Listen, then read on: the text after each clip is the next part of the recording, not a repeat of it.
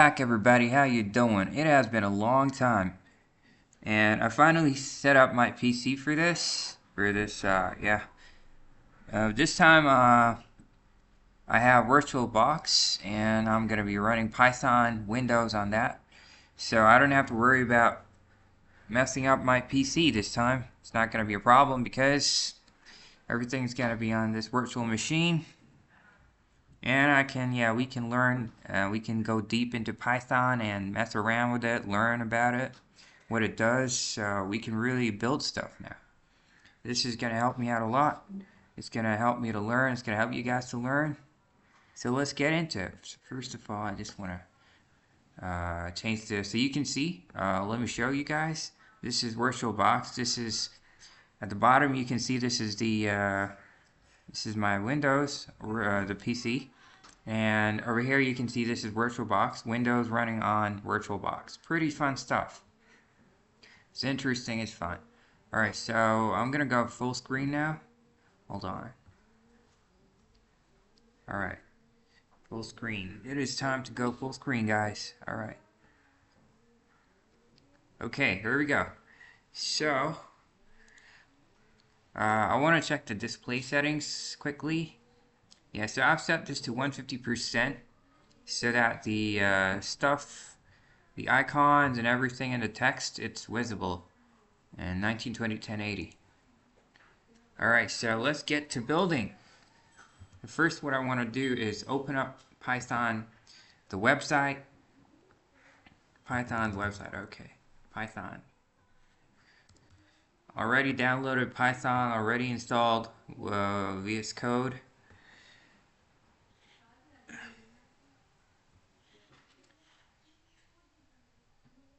Let's move on to the documentation and let's test stuff out. It is time to do the practical stuff, finally.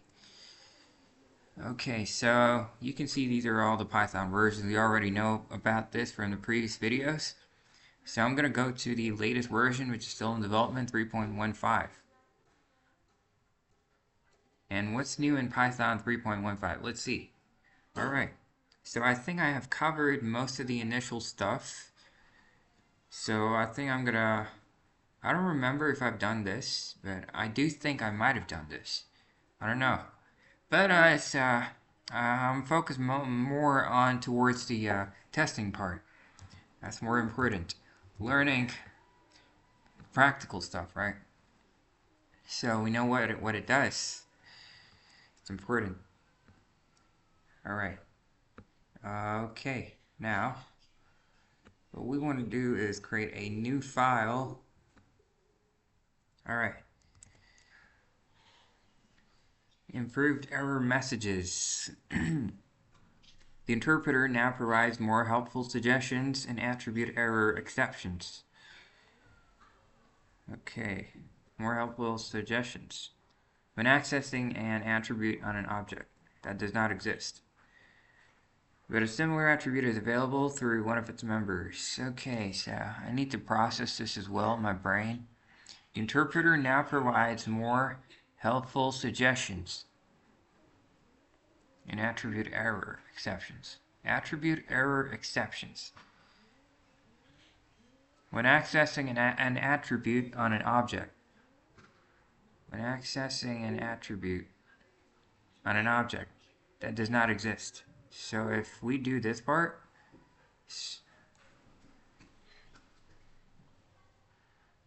okay, so what I understand from this is that the interpreter is going to give us better suggestions and the attribute error exception. So in this exception, is going to give the interpreter is going to give us better suggestions. While we're doing what? While we're accessing an attribute on an object that does not exist. Okay, so we're going to get better suggestions on this attribute error exception when we're accessing an attribute on an object that does not exist. So there is an object that does not exist, and we're trying to access the attribute on that object. So during that process, it's going to give us a helpful suggestion. But a similar attribute is available through one of its members. Okay, so there's another part here that says, but a similar attribute is available through one of its members. Okay, I do not know what that means. A similar attribute is available. So, we were trying to access an attribute in an object that does not exist. But, a similar attribute. So there is a similar attribute that's similar through one of its members. Okay, one of its members. Whose members? Okay. There is an example so we can understand this better.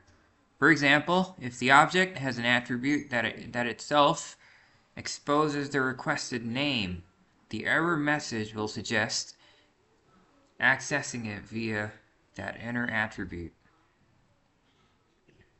Alright. Okay. For example, if the object has an attribute that itself exposes the requested name. So there is an object that has an attribute that itself exposes the requested name. So this object has an attribute, and that attribute is going to expose the requested name, and when that happens, the error message is going to suggest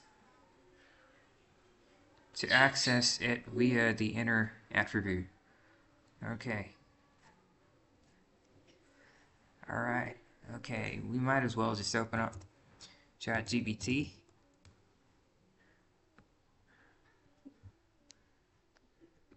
Hold on, there is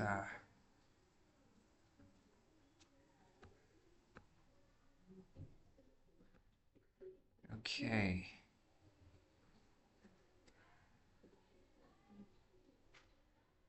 Yeah, but before I copy all this, I need to go through the code myself for a second. Add data class. Okay. There's a class circle. It has this, okay, radius float. You know what? I'm just going to copy and paste it into ChatGPT and see what it tells us. Okay, explain all of this. Step by step, deeply. This is the latest updates in Python 3.5. Oops, yeah, I write Python. Python 3.5. The feature you're describing pertains to improved error messages for attribute error exceptions introduced in Python 3.15. Yes, that is correct. The idea is to make error messages more helpful by providing suggestions when you try to access an attribute that does not exist on an object. So yeah, I understood that part, that there's an attribute that we're trying to access. But that attribute does not exist on a particular object. But a similar attribute is available deeper in the object or through some other related attribute. So this is the part I'm trying to understand. It says that there is a similar attribute, I think it has similar properties maybe, and that similar attribute is available, so it is available. It's similar, it's not the exact, it's similar, and it is available. Where is it available? Deeper in the object. So we learned before that we were trying to access the attribute that does not exist on an object. It does not exist on the object. But what if we go deeper into the object? So if we go deeper into the object, a similar attribute is available. And the other option is or through some other related attribute. But a similar attribute is available deeper in the object. Or, so we understood the first part, right? But a similar attribute is available deeper in the object, alright? We understood this. Or, let's go to the or part. But a similar attribute is available through, okay, understand that. But a similar attribute is available. A similar attribute is available through some other related attribute. Okay, I get it, totally get it. So, even if it doesn't exist on the object, we can get to it by going deeper into the object, or we can get to the attribute by accessing some other related attribute. So I hope you understood this. It's not that hard. What I understand from this is that, so we're basically trying to access some attribute, okay, and it doesn't exist on the object, but it says that we can try to get to the attribute by going deep into the object. That's the first option. Or there is another option. We can also access the attribute through some other related attribute, right? So if for example, if we're trying to access attribute, I'm just going to give it a random name. We have an attribute named A, and we're trying to access it. But, okay, so first option would be to go deeper into the object. So I'm not going to go with this option. I'm thinking of going with the second option, through some other related attribute. So instead I have an attribute B, which is similar, which is related somehow. So what I'm going to do is I'm going to access the related attribute B, and then I'm going to get to my original attribute A. This is what I understand from this. In the example you shared, Python is improving the error messages to help developers better understand where they might find the information. Python is improving the error messages to help developers better understand where they might find the information they are trying to access. Messages. They are trying to access, even if it's not directly available. Okay, alright, yeah, Python is trying to guide us. Not directly, indirectly, so we gotta think a bit. What we're trying to do, we're trying to get to some solution or something, we're trying to find our information, and Python is going to help us. They're making it better. They're making the error messages better. So let's break down the code and the error message improvements step by step. Alright, learning starts here, okay. So first, what happened to this? It went all the way to the top. Data class, add data class. What is this? A decorator. This decorator is used to automatically generate special methods for the class, such as init, repr, eq. Okay, so this is a decorator. It is used to automatically generate special methods for the class. And I'm guessing these are the methods. Yeah, because it says automatically generate special methods for the class, so these might be the special methods. And at repr, eq, hash. In this case, it is used to create a simple circle class. A simple circle class with a radius attribute. Alright, so it's a decorator. And it's used to generate, specifically this is a decorator. Add data class, it's a decorator. We're going to learn more about it later. What is a decorator? For now, we've understood the decorator is used to automatically generate special methods for the class. So data class is a decorator, and it is generating special methods for the class. But right now, it's just performing a simple task of creating a simple circle class. In this case, as it says, it is used to create a simple circle class. So in this case, it is just doing some simple stuff, creating a circle class with a radius attribute. Simple. Alright. Alright, so let's write down the code. So first, we go with the decorator. What is the name of the decorator? Add data class. Alright, that is the decorator. Hold on, I didn't specify the file. What kind of file is this? So I need to do that. Yeah, here it is. Python. And now let's write down the fun stuff, the code that we've all been waiting for. All right.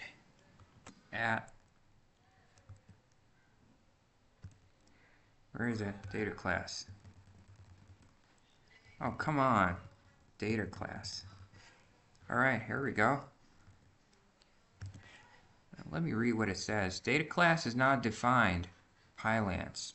Report undefined variable. Function data class, any problem, quick fix. It says data class is not defined. Alright, we'll get to that later, I guess. One problem is leading to another. No worries, guys, no worries. And now we're supposed to create a class named Circle. Alright, here we go. This is gonna be fun. Yeah. Circle, it's a capital C. It doesn't really matter if it's capital or not, but I might mess up the code. So for example, if I type a small c here, right, and he's using a big C here. So what I'm going to do is later on, if this class is used anywhere else in the code, I'm going to accidentally type a capital C because I'm reading this, right? I'm getting the information from here. So I might write a big C somewhere later in the code, and that's going to mess up because over here it's going to be a small c, and then down there it's going to be a big C. So it's going to create a big problem later on. So I'm just going to go with a manual for now, and we can do the experimentations later. No problemos. Alright, capital C Circle. What else? And let's go to just press enter. And now this, what I understand from this is that this is a variable. The name of the variable is radius, and its data type is float, I guess. My limited knowledge tells me this magical stuff. Alright, ChatGPT, tell us the magic that is supposed to unveil. Radius float, this is the attribute of the circle. Yeah, I've done a lot of C, C++, Java. Now that is why I love programming. It's interesting, it's fun. Sometimes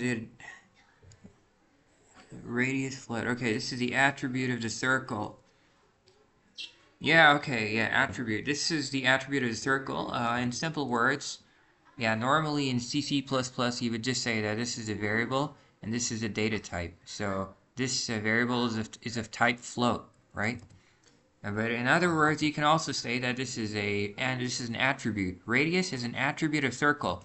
What that means, according to me, is that circle has a property that is named as radius. So the circle has, I don't know, 5 radius, 6 radius, something. So attribute is something, you know, a property, a property that something has. Circle has a property. So we're just, you can call the property attribute. You know, another name for property is attribute. So for example, if I'm tall or if I'm short, so being tall or being short is going to be my attribute, my property, right? How about, let's say I have, how do I say this? I have a keyboard, right? I can say that the keyboard has a red color. So the color is the attribute, it's the property. Or let's go back to the example of the height. For example, if I say I'm 6 feet, that is my attribute, that is my property. I'm 6 feet tall, so that is going to be my attribute. I have a property that says that I'm 6 feet tall. So being tall or being short, that is going to be my property. Or for example, if I say like I'm 3 feet, so I'm short, so that is going to be my attribute or my property. Pretty simple. Or you can go with the keyboard example. Just anything to understand.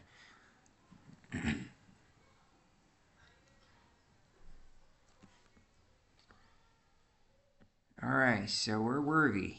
So so radius is the attribute of the circle class. That represents the radius of the circle. Okay. Add property. We have another decorator. And this time it's called add property. And Python is pretty specific with spacing. I have to be careful with the spacing. Although it's okay. So the next decorator is property. Add property. Let's learn what this does. It is the decorator for area, in this case, I'm guessing. The area method is a property. So property is a decorator. As we studied earlier, data class is also a decorator. I'm guessing it's because the, whatever you call it, it's the at the rate. Yeah, this is because of this symbol at the rate, or at, whatever you can call it. It's because of this symbol that we're calling a decorator, because of at the rate. At the rate data class and at the rate property. So this symbol, I think, is going to specify if this is decorator or not. So it says that this is specifically a decorator for area. We haven't studied what area is in this code. I think that's going to be further. So we know now that property is also a decorator.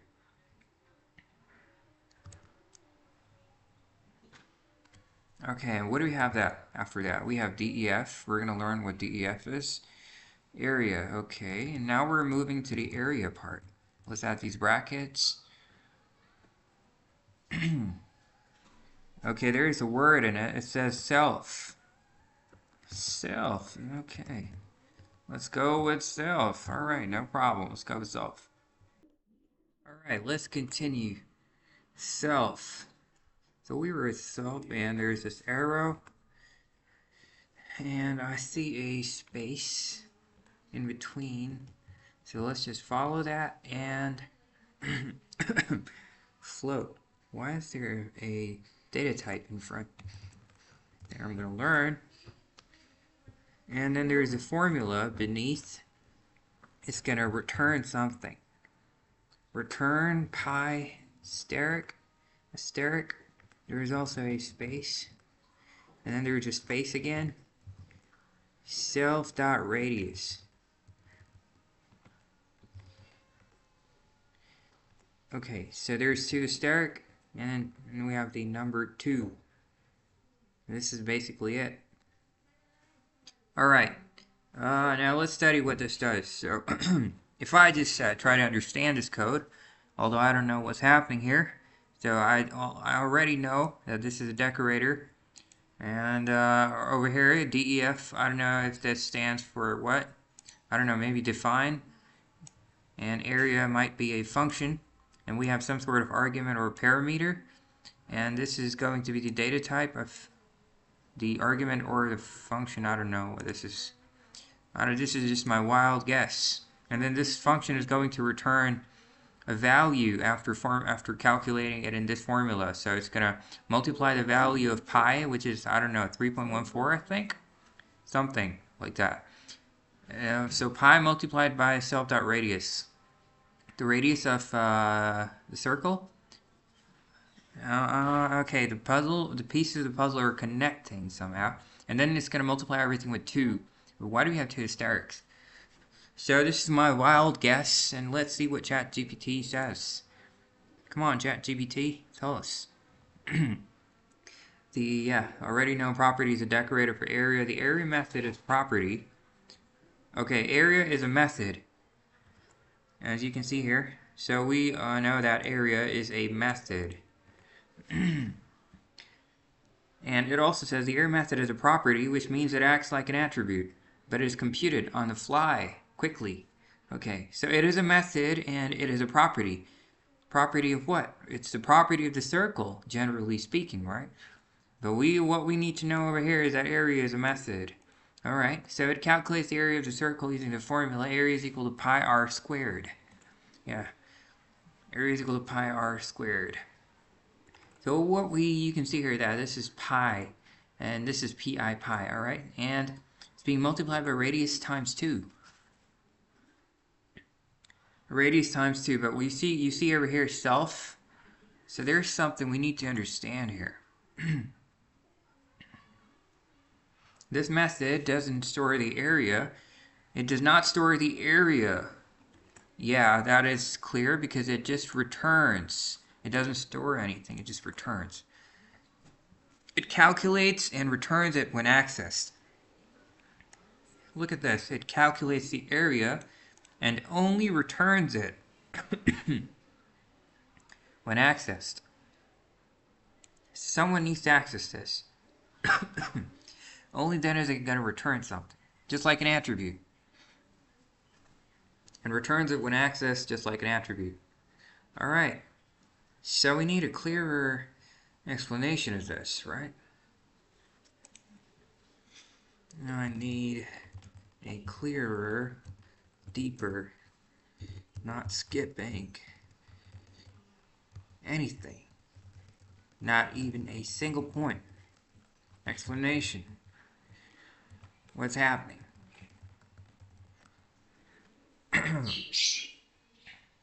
Alright, so we're going deeper, guys. We're going deeper.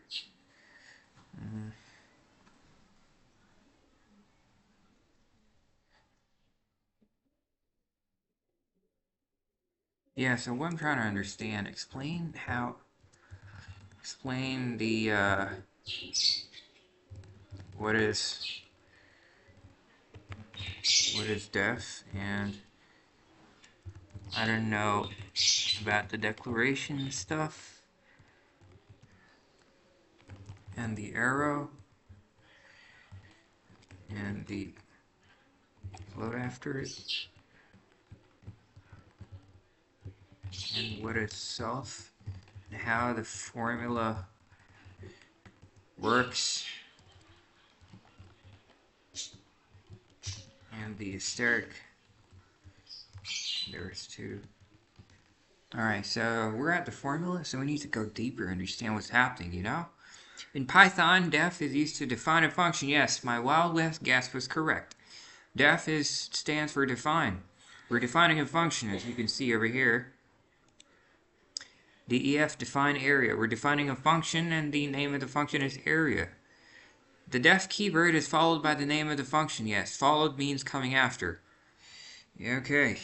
A pair of parentheses, which may include parameters. Yes, okay. This is a pair of parentheses in yellow, and it says there may be a parameter. Yeah, which may include parameters. Ours has a parameter. That parameter is known as self.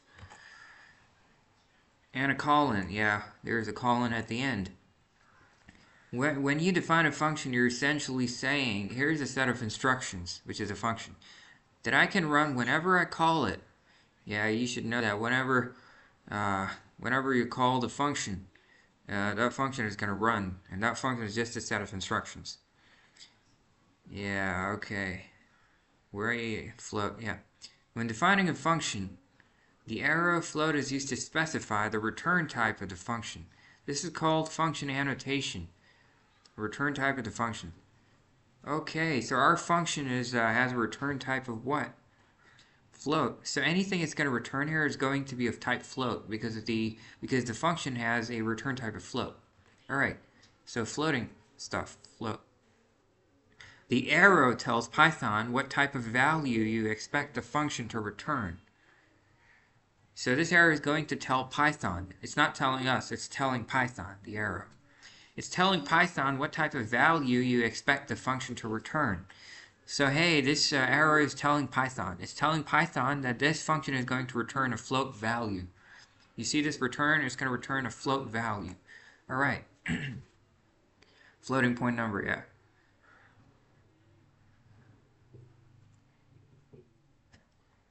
Area is a function that returns a float. Yeah, I already understood that, a decimal number.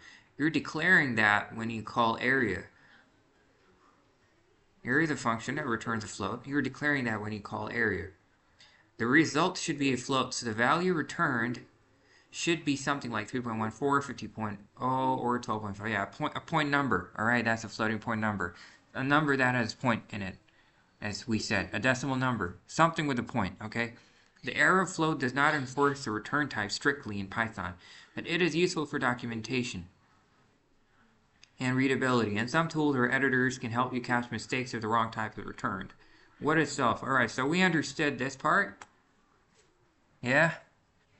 We understood this part.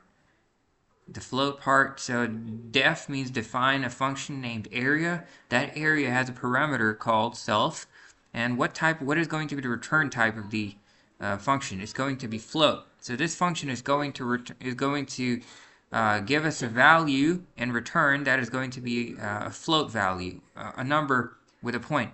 Okay, so we're going to get a point number.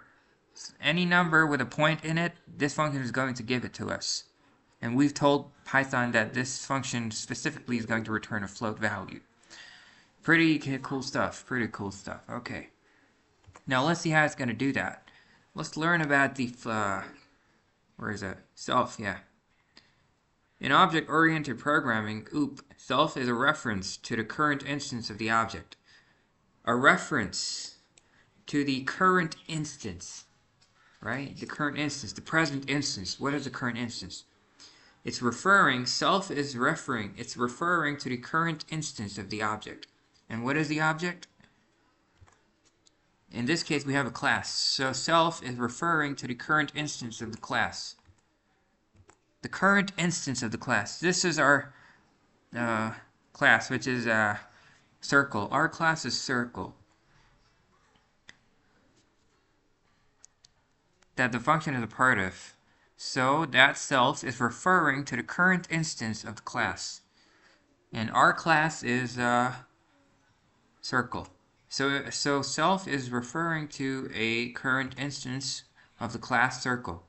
Okay, so we're referring to something related to our class circle. It's referring to something, and that something is the current instance. And the function is a part of that class. Yeah, we know that. This is the function area. It's part of the class circle. Self allows, it is a special keyword and function in Python. Self allows methods. We know what methods are. They're functions inside a class. Yeah. So self allows these methods to refer to the instance of the object. Well, so focus on this part. Referring to the instance of the object. It's not directly referring to the object, okay? It's referring to the instance of the object. Keep that in mind. It's not referring to the object. It's referring to the instance of the object they belong to. And it's not just about self. We're not just talking about self. You can see it says that self is allowing methods to refer to the instance of the object they belong to. It's allowing methods. It's giving them this great power. It's giving methods a great power so that the methods can refer. So keep this in mind. Look, it says self allows methods to refer to the instance. So it's the methods that are referring to the instance of the object. So this method is going to refer to some instance of an object that they belong to. It's going to refer to the instance of the object they belong to. So there's some object, and it's going to refer to the instance of the object they belong to. When you create an object, okay, let's move on. When you create an object from a class, self refers to that specific object. Wow, okay, so here everything is crystal clear. So when you create an object from a class, so let's suppose we have a class A, and we are creating an object of the class A. So we have an object of class A. So when you create an object from a class, right? So when you create an object from a class, self refers to that specific object. Yeah, pretty easy stuff. So I have a class A, and I'm going to create an object of this class. So self is going to refer to that object. Easy. So for example, we have circle here, and what it's going to do, self refers to the instance of the circle object. Okay. Self refers, yeah, as what we studied here, that self refers to the specific object of class, right? So I don't think we have created an object here, but it's just telling us how it's going to be. It says here that self refers to the instance of the circle object. Look, it refers to the instance of the circle object. As we said here, self is a reference to the instance of the object, which in this class, or a class, right? It's going to refer to the instance of the object or the instance of the class. And we haven't created an object, but it can refer to the instance of the class. So we do have a class, but we have not created an instance yet.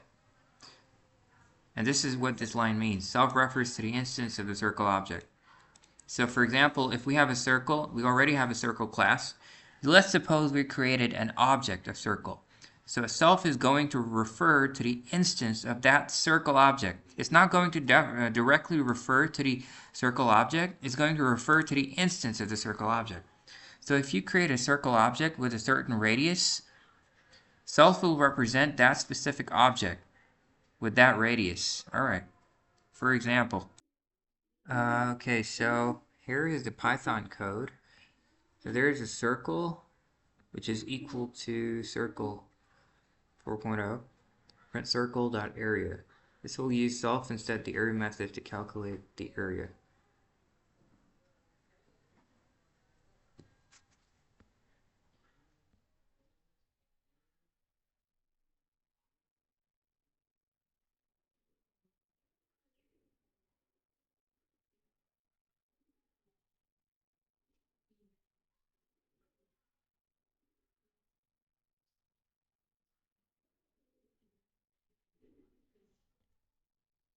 I still don't understand the self part.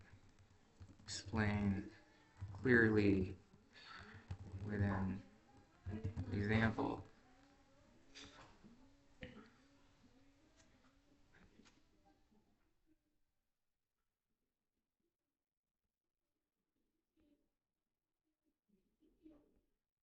Okay, we have a class named dog, and we have a function in it. We have three attributes: self, name, and age.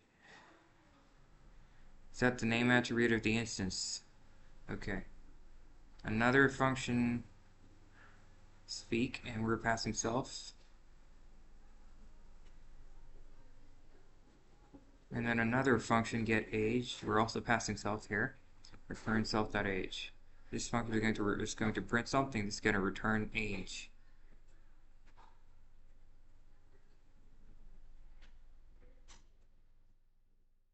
Explanation. This is the constructor method that is automatically called when a new dog object is created.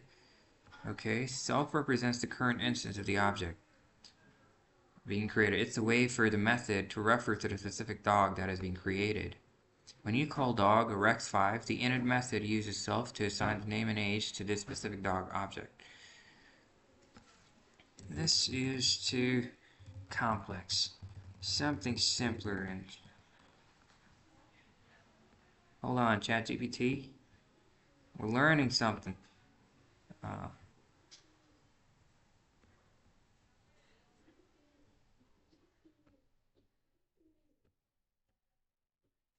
Yeah, this is simpler. Okay, we can do this.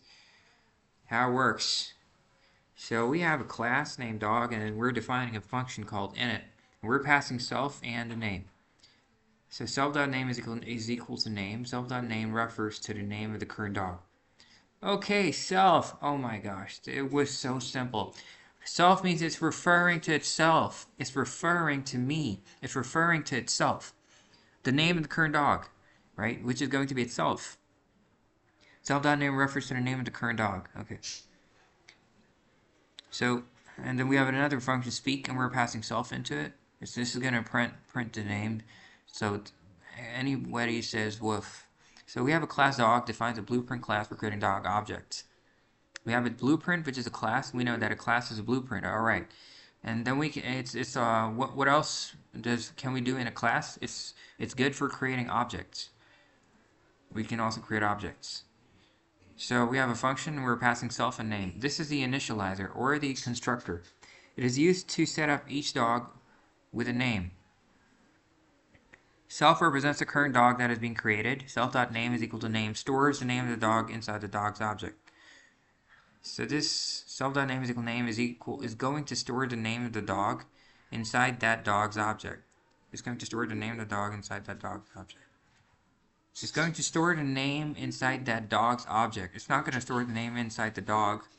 It's going to store it inside the dog's object, okay?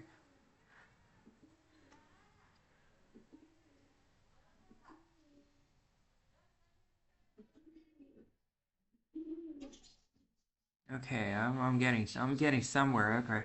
All right. I get it. I get it. Some part of it. I don't get the whole stuff. I'm gonna learn. We're gonna learn this with time. Because, self, I think that's an entire topic that we need to study later on. So we can just do that some other time. Because, it's a whole topic, self. I think this is something related to constructors. I've studied about this in Java. I love studying Java. I studied about constructors, and this is similar to that. It's quite similar. So let's see.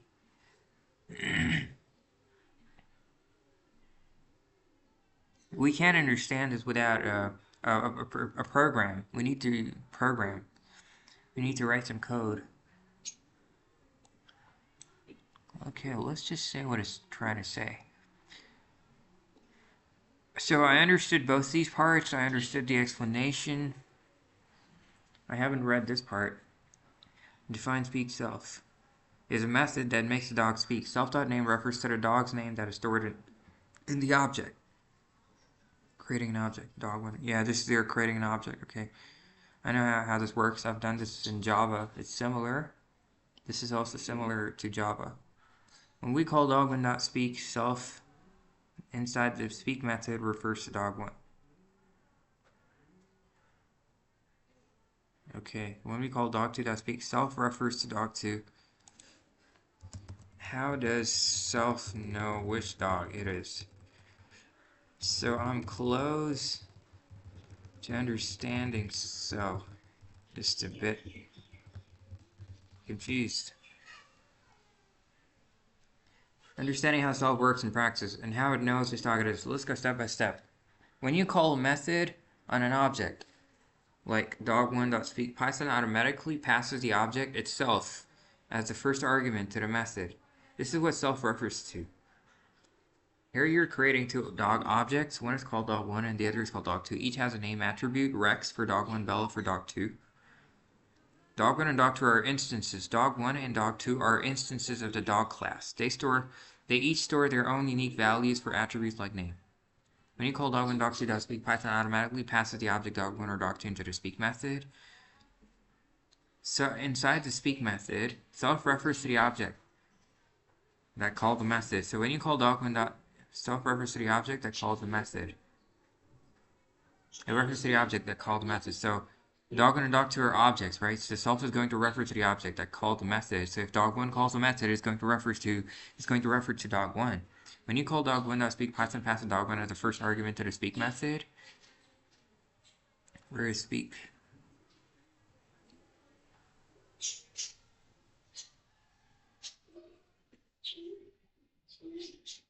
Yes, speak self. Yeah, self is here. Okay. So if, for example, dog1 called, dog1 is going to pass here, and then dog1.name. Okay. Self refers to the object that is being. So self is going to refer to the object that is calling this method. I understand it now. As it says in the explanation, self is going to. It's going to refer to the object that is calling this method. So, for example, it says that dog1 and dog2 are objects, right? So dog1 calls the speak method. So dog1 is an object. So self is going to refer to the dog1 object. Okay, and then we're going to have that name over here. Alright. And in the definition it says that self refers to the instance of the object. Or it can refer to the instance of the class, as I remember in the definition. Either it can refer to the instance of the object or to the instance of the class. Okay, it's all, okay, the pieces are connecting. I get it, guy. I get it, people. So we studied in the definition of self that self can refer to the instance of the object, or it can refer to the instance of the class, right? So over here we have in the dog class, in the dog program, we have a class named dog, and then we have two objects of that class, dog1 and dog2. And we know that since we have two objects of the class, we read in the definition that self can refer to an instance of the object, or it can refer to the instance of the class. So we have two instances of the class already, which are dog1 and dog2. Dog1 and dog2 are instances of the class. They are objects of the class. So self, as stated in the definition, self can refer to the instance of the class. And in this case, the instances of the class are dog1 and dog2. So self can refer to dog1 and dog2 because they are instances of the class. Simple. Alright. I get it, what self does. You know, this is a little complicated but if you try to understand, also, I've done this in Java before, so I have a good idea of this. I have a pretty good idea of how all this works. Yeah, I've already done all this in Java, so that is how I know. But if you're watching this video, you're going to have to learn about constructors and how they're formed, and then you're going to have to move on to self. Like, try to study constructors first. What are constructors? And what are objects of a class and all that stuff. If you study that well, I've already done that, so I'm understanding what's going on. You know, basically it's just a class, and there's two functions inside that class. And then what you're trying to do over here is that you're creating two objects, or two instances of this class. Alright, and you've given them each a name. Well, over here what you're doing is that you're going to use that object or instance to access the method of that class. So we're using dog1 to access this method. Okay, dog1. So dog1 already has Rex, so this is going to say Rex says woof. See? It's easy. Yeah, but you got to study constructors, and constructors, it's pretty interesting, you know. You also, when you're going to do this, try to write some programs. Try to write some programs yourself. Don't worry about the mistakes. You're going to learn from it. Just try to write some programs yourself about constructors and these objects. They're pretty fun to do. You learn a lot about programming. So where were we? We were learning about the formula. Okay, I've understood this. Now, go back to the pi formula and explain it deeply.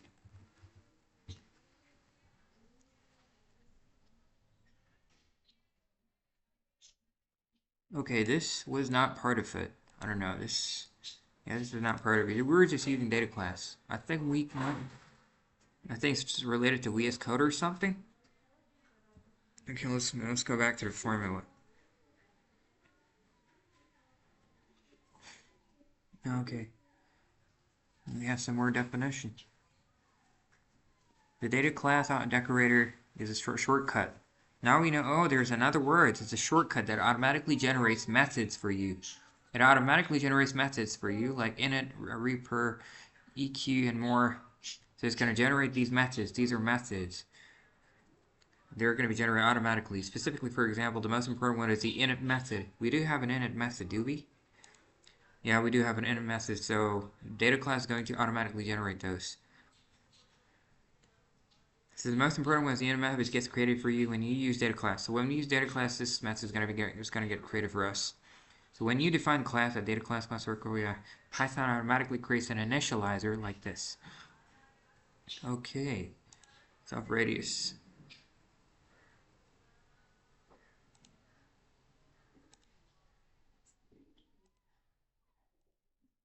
Do we have this? We have inner circle. It's a little different from the original code, but yeah, it's similar.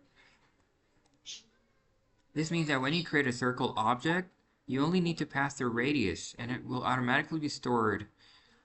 So when we create an object of the class circle, you only need to pass the radius, and it will automatically be stored as an attribute of the object. So it's automatically going to be stored as an attribute of the object. Circle is equal circle, radius. So now circle.radius is 4.0. Oh, dude, are we creating an object here?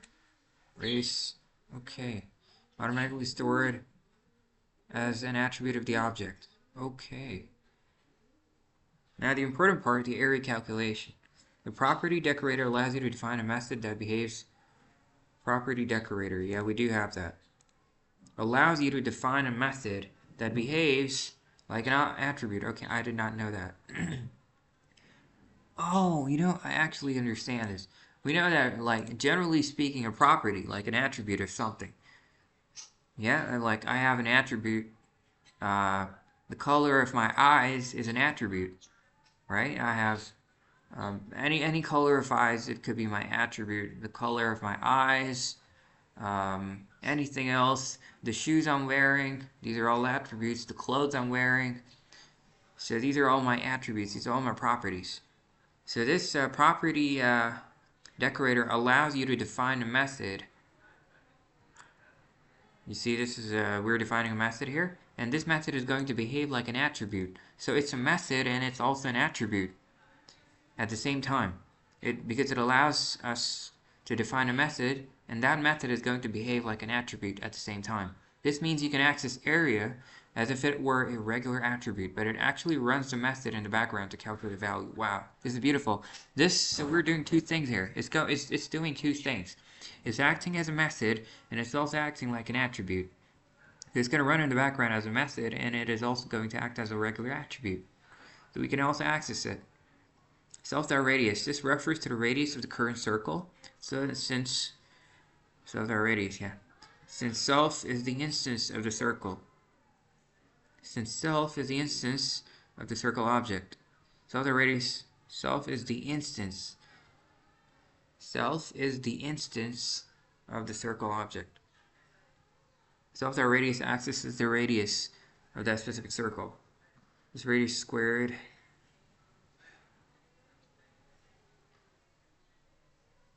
Okay, raise the radius to the power of 2. Alright, multiply by 2.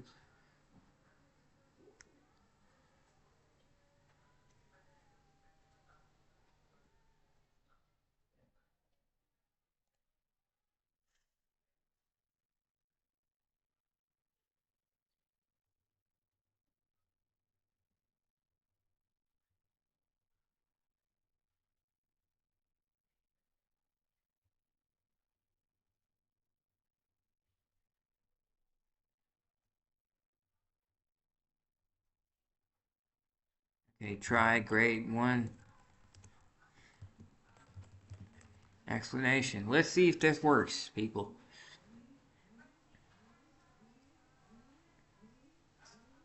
Okay, this is grade 1 explanation.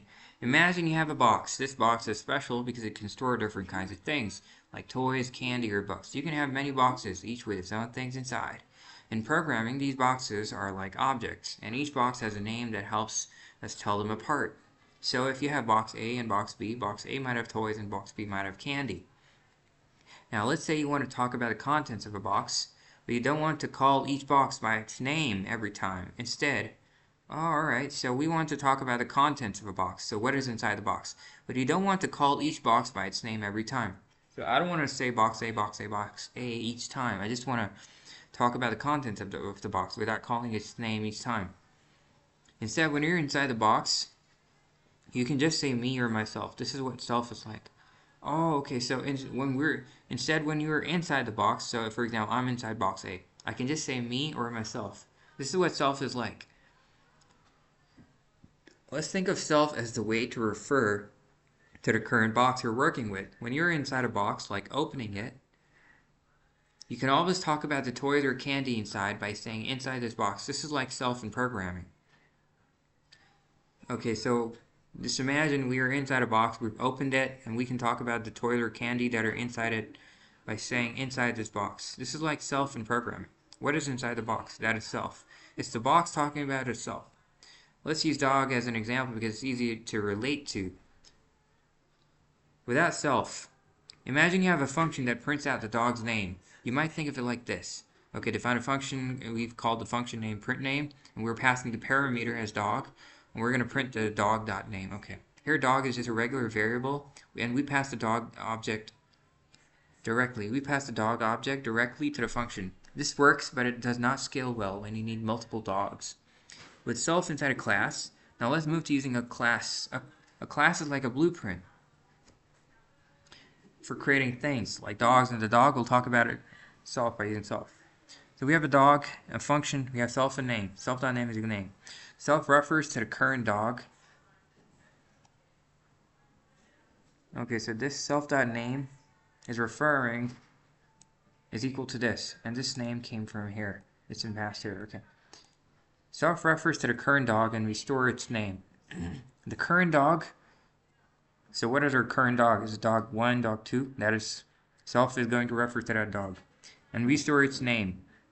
What is the name of the dog? Buddy, Bella, whatever. And we have another function. Okay. The dog talks about itself. Self.name. Create two dogs. These are objects, by the way. And we're accessing the functions using the objects. What happens there? When you create a dog using dog1 as a dog, Python automatically passes the dog object, in this case, dog1, to the init method. This is the init method. It's going to pass the object, dog1, to this method, init. Alright, so dog1 to the init method. So self refers to the current dog, dog1 in this case. Yeah, so self refers to dog1. Oh, this is the whole story. So self currently refers to dog1. Why? Because Python automatically is going to pass this object to this method. So self is going to refer to dog1. Oh yeah, and we know that self can refer to an instance of the class, and dog1 is an instance of the class.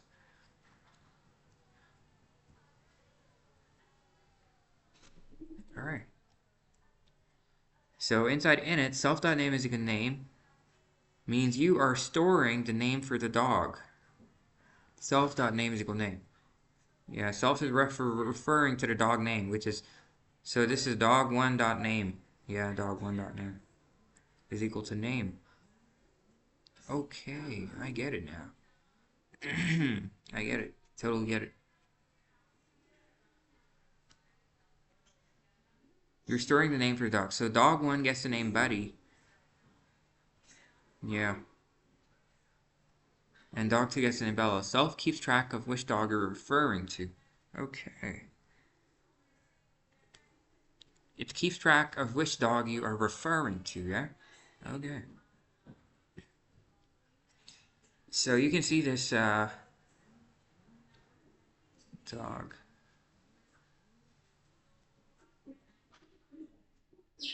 Yeah, this is weird created. So this is a second object, and we passed the variable. We passed the name Bella.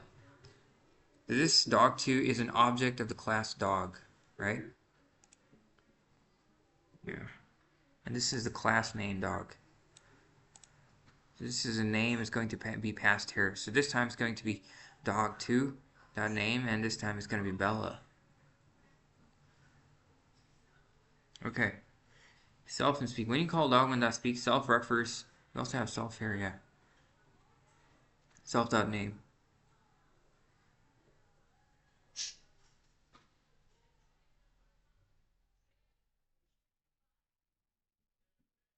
I get it. I totally get it. When you call dog1.speak, self refers to dog1. It knows that dog's one name is Buddy and prints my name is Buddy. Yeah.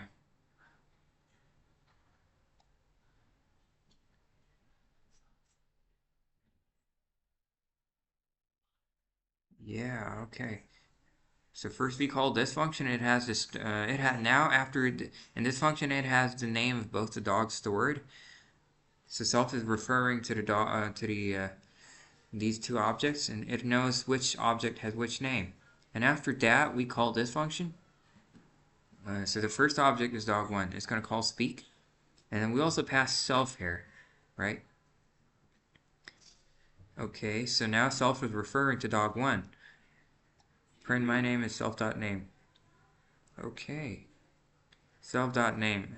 I get it now. I totally get it.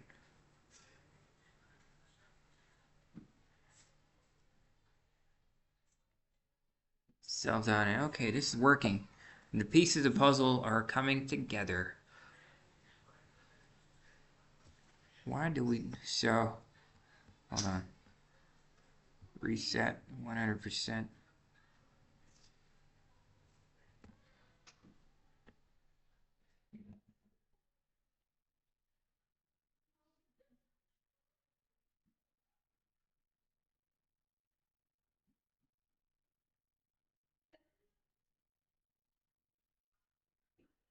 So what I'm thinking about is, why do we not use name over here? We just passed it here. We could have used it over here as well.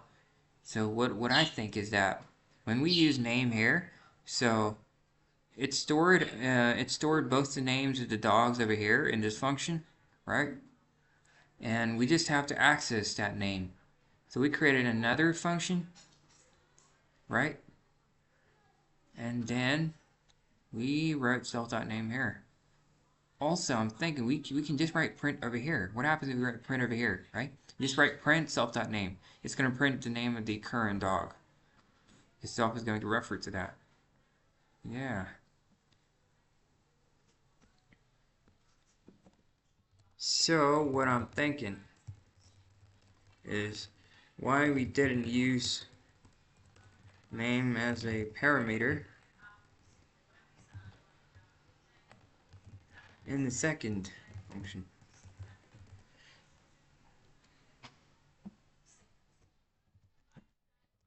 What I think is stat. Yeah, so what I think is that let's let ChatGPT explain this.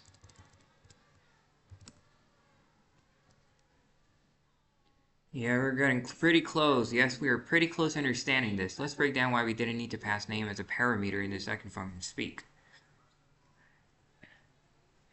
In the first function, we do pass name as a parameter to initialize the dog with a name. To initialize the dog with a name. Store the name in the object dog. This is where we set the dog's name when we create the object. We're storing the name in the object itself, which is why we're storing the name in the object itself, which is why we use self.name.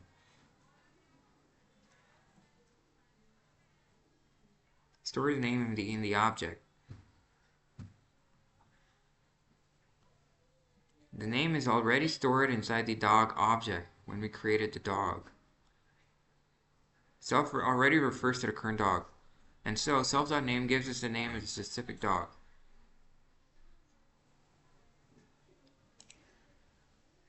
Alright, okay. So, yeah, this is it for today. I hope you enjoyed the video. Thank you so much. We'll do this some other day.